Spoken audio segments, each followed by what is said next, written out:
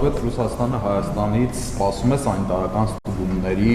վերաբերյալ հաշվետվություն եւ ԵԱՏՄ պահանջների պահպանման հստակ պլան։ Այժմ ինչ քայլեր են արվում սահմանափակումների վերացման ուղղությամբ, ինչ է այս հարցում ակնկալում Հայաստանը Ռուսաստանից եւ ձեր գնահատմամբ ի վերջո ինչպես եզրափակվի այս ամենը, նաեւ հաշվի առնելով, որ նոր ծրագրում կառավարության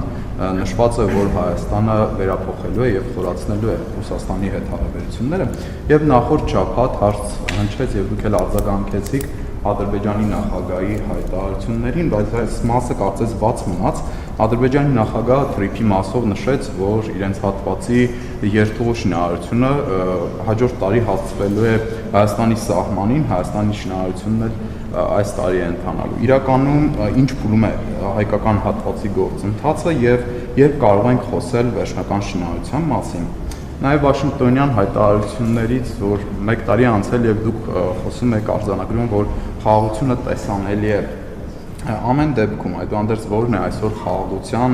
ամբողջական ամրագրման խոչընդոտող հիմնական չլուծված հարցը, նաև օրեր առաջ Վաշինգտոնում եռակողմ հանդիպում եղավ Հայաստանի, Ադրբեջանի փոխարտգործնախարարների եւ Միացյալ Նահանգների ներկայացուցիչների մասնակցությամբ։ Ինչ կոնկրետ պայմանավորվածություններ են ձեռք բերվել եւ ինչ նոր քայլեր կարող են ակնկալել խաղաղության գործընթացում։ Շնորհակալություն։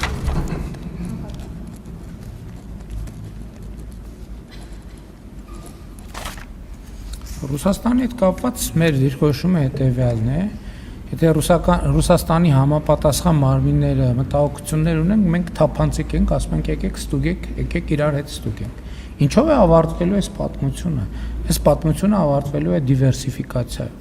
Այսինքն, եթե հիմա նույնիսկ հենց հիմա մի ժամից Ռուսաստանի շուկան 100% բացվի, միևնույնն է, մենք լրացուցիչ ջանքեր են գործադրելու, որ դիվերսիֆիկացիան տեղի ունենա,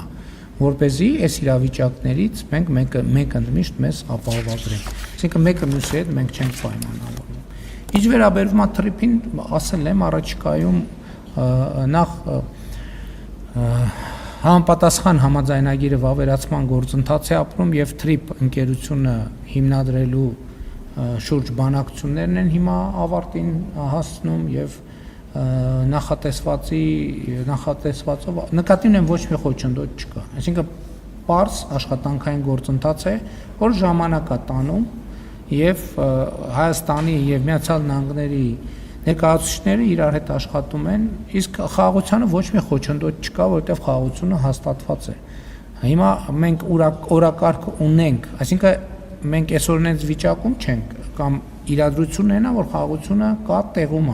Ուրիշ բան խաղաղության, ինչպես նախկինում ասել եմ, ինստիտուցիոնալացման ուղղությամբ պետք է քայլեր ձեռնարկենք եւ տրիպն էլ է խաղաղության ինստիտուցիոնալացման քայլերից, որովհետեւ երբ որ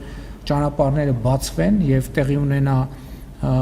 հաղորդակցություն, ապա շրջափակում, դա շատ ուժեղ երաշխիք է խաղաղության, որովհետեւ այդ խաղաղությունից բոլոր երկրները իրենց օգուտները կստանան։ Խաղաղության համաձայնագրի ստորագրման շուրջ աշխատանքները